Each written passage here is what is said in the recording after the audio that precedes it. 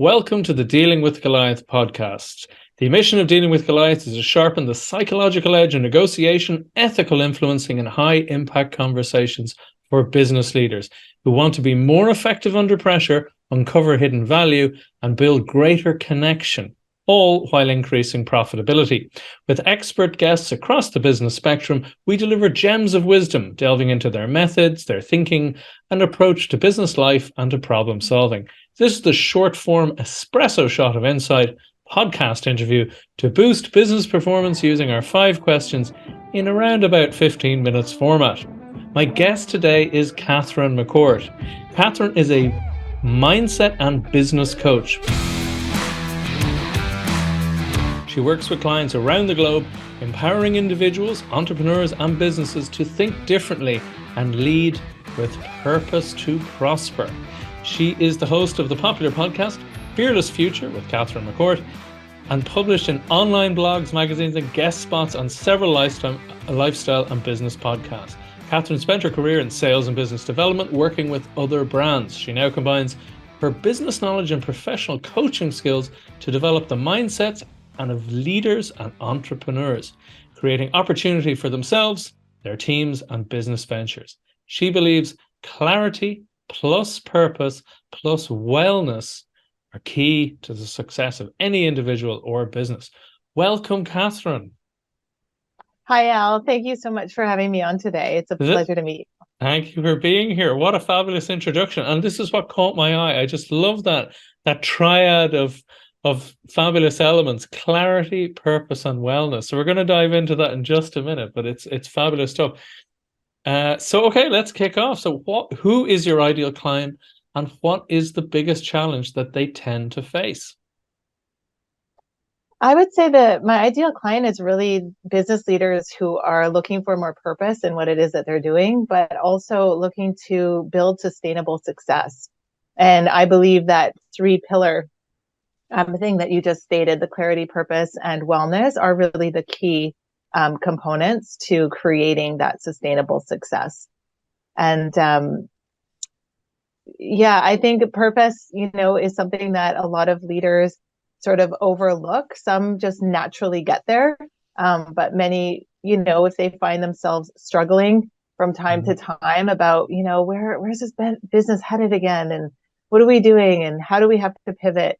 A lot of times they overlook really getting more simplistic around, well, what did we start this whole thing for? Or what's the real purpose behind what we're trying to do here in the bigger picture? Absolutely. No, as I said, when I read it, it really resonated, particularly because, I mean, you do a lot of coaching. I often coach clients, and I usually start most of the time with the values exercise, because the values for a lot of people is the purpose. Yeah. I'm sure you do something similar. And it is amazing to see generally when people are very happy with their work, they're aligned with their values. Who knew? And generally when they're not, there's a disconnect. So with that in mind, what are the common mistakes people often make when they're trying to solve that problem? So they're feeling like they're working hard and and I would imagine a lot of them are quite successful on certain metrics, but they're not really feeling that success. Is that often the problem? Yes. And sometimes that's just the nature of the beast. Those people that are super ambitious, high achievers, they're always looking for the next thing, the next level, whether it be in their career or their business. And so they also don't slow down to really, get to a place where they're like satisfied with what they've already accomplished. They're always looking forward at the next thing, which is not a bad thing, but sometimes it can convolute what it is that they're actually trying to create. And that's that sustainable piece. Is this sustainable, or do you just, win and done and move on? Win, done, move on. What's your pattern type question would be what comes up. Absolutely. A lot of times with these individuals. Okay. So are there any other common mistakes that they have, or common, they often go down paths that don't really serve them? Yes. I would say the biggest or the most common thing that I see are leaders who are following trends, which is not a bad thing, but it's understanding why. So again, going back to that why, that purpose, why do you think this trend will work for you? And have you really assessed it enough to know if it will work for you and be successful or not? And so I feel like a lot of leaders get pulled in different directions based on trends, based on, what's in the media. Certainly, telling you that all millennials are like this, when, I'm pretty sure there are business leaders out there that can tell you, well, I have a pack of millennials, or a team of millennials, and they actually provide this, which is so different than what media has stereotyped what the millennial is. So I think for business leaders, it's about being able to put on those kind of visors, like a horse in a race, and he has that mask on, if we call it. I don't know what the proper term is, but I think they're blinkers, aren't they? Blinkers, yes. Yeah. So if business leaders, can start doing that more, I think we would see this common mistake of always trying to follow what either bigger brands are doing or the brands they aspire to be like.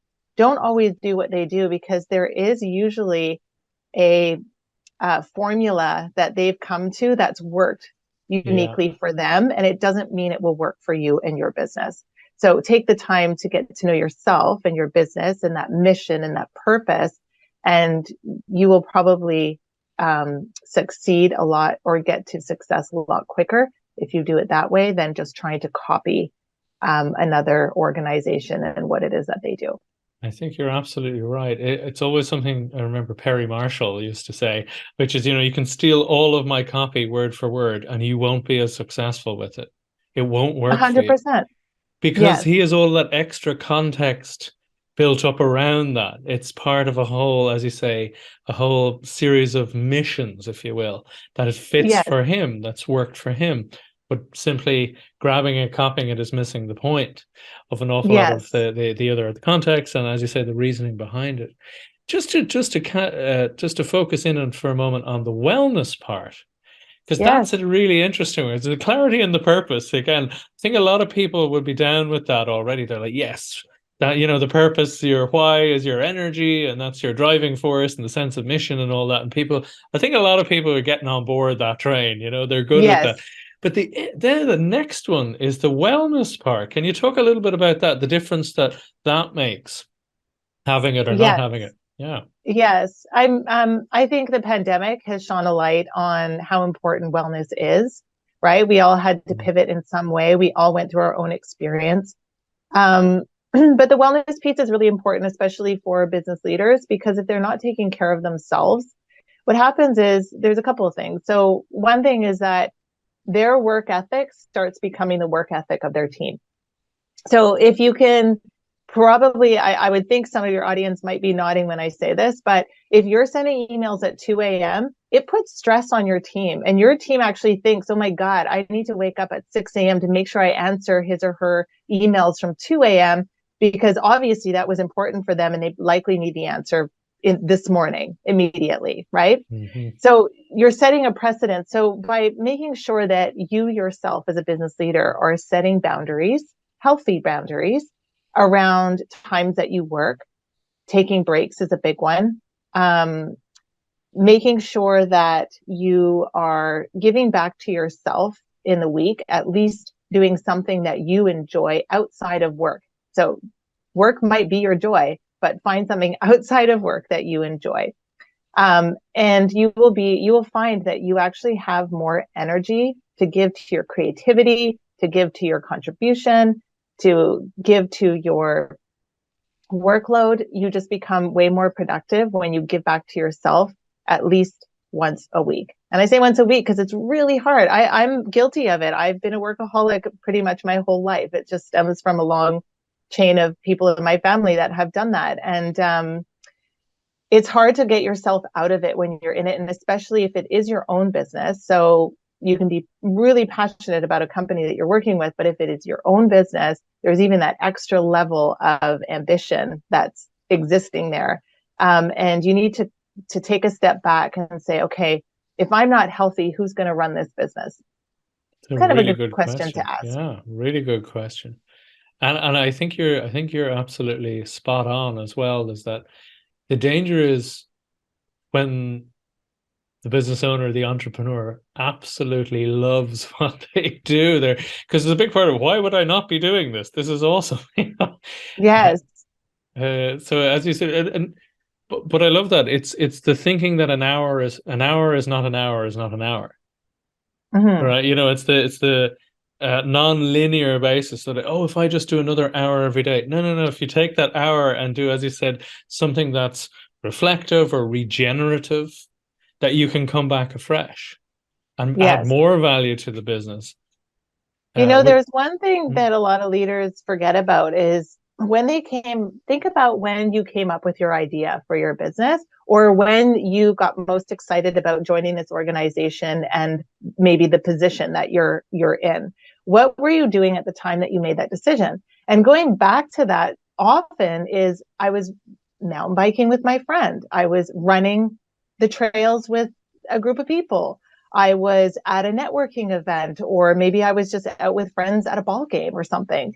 A lot of times, great ideas come from outside of the office space, those four walls. So I always say, get out of the four walls, get out of your boardroom, take a walk. I've been in sales and business development, excuse me, my whole career. And what I noticed, and I happen to be the last company that I was with was an outdoor brand. So it made it easier for me to be conscious of this. But I would go to meet with some clients and we would take a walk or go for a run or maybe even a bike ride. And that's when we had the best conversations about what we were going to do as partners versus me showing up at their office and sitting in their boardroom and with my notebook going, okay, let's get down to business. It's such a difference. So wherever you can, encourage your people and encourage yourself to take that step away from the four walls. I love that. I love that because you've just reminded me. Pre-pandemic, I used to regularly go for a walk, particularly where my office was down a harbor, down a pier by the Yes. sea, and Oh, nice. radically different conversations than when you're just sitting in a quiet room. I think Yeah, part of it's because the you're blood side is by flowing. side when you're doing other things and you just fresh air and all of that. Yeah. Yeah, I mean, there are some people that are lucky that their companies have afforded them the opportunity to have like a walking desk or something, and they'll say there's studies out there that prove why people created this concept, and it was because the blood's flowing, people are moving, it generates more energy within them, which then leads to productivity and creativity. I It makes perfect sense to me. I couldn't agree more. As in, it fundamentally feels right. It's intuitively right. So the fact that the studies on it that backing that up is even Yes. better. So what might be one valuable free action that the audience could implement that would help them with this issue? So help them get maybe either, yeah, I mean, you mentioned already with the wellness to take that hour a week. Is there anything particularly with the purpose or the clarity that they can do just to even set them on a better trajectory? Yeah, I mean, this people have probably heard before, but it really does work. And it's really important to give yourself space. So, giving yourself space means that you're giving yourself time where there's no distraction. So, whether you have to go into a different room or whether you ask your family, hey, I need this, next hour just to be, and, maybe think of it as I'm going to read a book, but don't read a book. Go and sit and give yourself space. That's the number one thing. The second thing is to during that time that you're taking space is really dive down and say, why am I actually doing this? Or what is it? So there's always the what, why, and how in everything that I coach. Mm, And so you're asking yourself, what is really the purpose of why I'm doing this? So sure, everybody in business will say, well, we're doing it to make money. Right. But there is such a bigger picture to why people have created something, why they've developed certain partnerships or desire certain partnerships within their business. Um, there's always a deeper reason. So to ask yourself, what am I really trying to achieve in the bigger picture? Like if you said, what do I hope my business will do in the next 3 years? That's a good question to ask yourself. And you don't have to mhm. be precise and perfect, but it will start you thinking of like, okay, if I'm just selling this today, is that going to satisfy me? Or as an example would be someone who starts something in their community and they can never get past just selling, let's say, to their community, but they had the vision that they wanted to be national. So they didn't start from a place of thinking national. They started from a place of thinking community. So really ask yourself, what do I actually want to create in this bigger picture, not the immediate? It's a great question. As I said, it focuses back on the proper meaning of why people do what they do, because there's an awful lot of ways to make money. Of course, You know, 100%.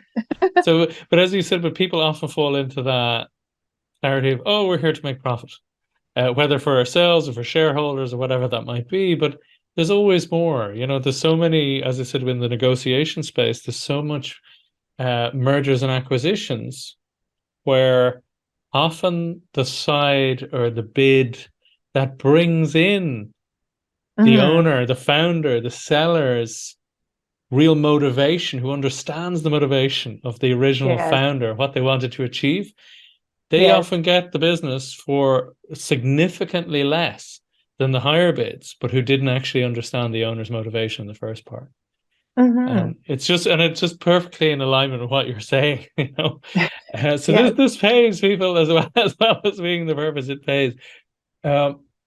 So it's great stuff. So what might be one valuable free resource that you could direct people to that would help them with these issues? Well, the first thing I would suggest is that actually go check out the Fearless Future podcast. I was going to say Catherine's podcast, because the few episodes I listened to were really excellent. And as I said, there are episodes on each of those three columns: the clarity, the purpose, and the wellness, which is a fantastic combination. So please do check that out. But is there anything else that you could recommend? Thank you. Yes. Just to be sure, because there are some Fearless Future podcasts and that out there, but mine is Fearless Future with Catherine McCourt. So I added my name to ensure people could find me in my specific one. Thank you. Thank you so much. There are a variety of topics on that podcast. As we were talking before, Al, it may not seem super niche, but the truth is that it's all about just people's personal transformations in life and business, then business aspect, because I do coach business leaders, and then of course the wellness piece. So you'll get a variety. But as far as resources, I do have one resource which is meant for anyone who is just looking to start a business or who has had a business but things are not maybe going as well. And it's on my website, catherinemccourt.com. And it is 3 key steps to starting a soul business, I call it, because usually it's one founder from the beginning that has this idea and wants to run with it. But even that 3-step process can be used for a seasoned leader who's just struggling with, like, I know I want to create something different or something new in my business, or maybe start a new channel in the business. This is a great place to start. And it is about clarity around what is your mission with this? So what is the purpose behind it? Who is your ideal client? And how are you going to communicate this? And if you can get all that down in one sentence or one quote, you've got it. So awesome. Check out the free resource. Is there a link to that in the show notes? Yeah, absolutely. I will send. Course. I believe it is. And if not, I will just email it to you. Outstanding. To make sure you have it. Oh, and I also have a brand new program that I launched this year, and it's called Soul Business Kickstarter, your blueprint to building sustainable opportunity and revenue. And it's basically a program for 12 weeks that we walk people through. It helps them build clarity. It helps them with accountability to keep them on track of progressing their business. And it also has a component for mindset and wellness. But the magic part about this program and why I'm so excited about it is that it develops a non-traditional business plan. So it is meant for soul business owners who are, on their own. They're starting a business. They may or may not have some insight or knowledge into building business plans, or if it's it is for those who are, fearful of, oh God, every time I talk about starting a business, everyone's like, do you have a business plan? And if that makes you fearful, then join Soul Business Kickstarter, because this program will create You won't even know it, but by the end of the program, you'll say, huh, I have a business plan, and it'll be clear and concise and help you to be ready to go. And it's something that you can look back at while you're building your business, because the components in it really teach you when things aren't going smoothly in one area, what am I missing in these 6 key components that I need to start focusing on to start driving that energy in that area again. I love that. And it's such a great point, because you need some sort of structure, some sort of guide on what you're doing. Absolutely. And to have thought those things out. But the traditional business plan, and I'm a huge fan of the business model canvas for the similar reasons, because you can see it in one place. But I love that idea that you're helping people who don't want, because business plan writing can really be a grind, my lord. So yes. Sounds fantastic. I think that's a lot of times the what do they call it? The barrier of entry for a lot of people is, oh, I don't have all this business knowledge, or people have talked about what needs to be involved in a business plan and I'm not there yet. So I kind of created this program from a place of saying there's so many people that have always dreamt of having their own business. I myself, from the time I was a teenager, I think I was telling people I'm going to own my own business one day. And I realized that there's so many people that have that similar thought, but they're afraid or fearful to get started because they think they need to have all those big business components together from day one. And I'm here to tell you that you don't necessarily, but they are important, and they will become important at a certain level of your business. Sounds excellent. So just the last question then, what is the one question I should have asked you that would be of great value to our audience? Maybe just could be why would they work with me? That's one. But I've been, as I said, in sales and business development throughout my career. Most recently, just in the last 3 years, developed my coaching skills and became a full-time coach. But I worked with 10 years with a very purpose-driven brand. So I really understand that component quite in depth. I guess another thing, Al, would just be, how do people stay on track? Like I said, because distraction is one of the biggest things that happen. And there is fear, FOMO, as we call it, fear of missing out, which is kind of to my point in the very beginning of this conversation about leaders who, are kind of pulled in different directions based on what the rest of the world is doing and not paying attention to what it is that they actually want to drive. So I think, how do you minimize the distractions?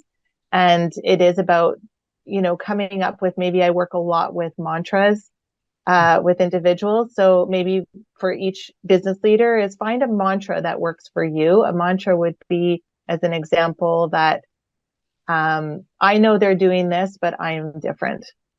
Oh, that's a good one. Yeah, that's a So the point of having the mantra is that anytime you feel like you are, as a business leader, being pulled in a direction just because someone else is doing it and has reaped great benefit from it, say that mantra to yourself 3 times to recalibrate yourself and go, you're right. I need to just consider, what are we doing and trying to create here? And maybe there are components of what that other brand or person has done. But in the beginning, you said it so eloquently about make sure that it comes from you, and what you create will work for you, and what they created may not work as successfully for you. So bet on yourself. Bet on yourself. What a fabulous thought. Beautifully summed up. So thank you so much for coming on the show, Catherine. It's been a pleasure. Thank you, Al. Really great to chat with you.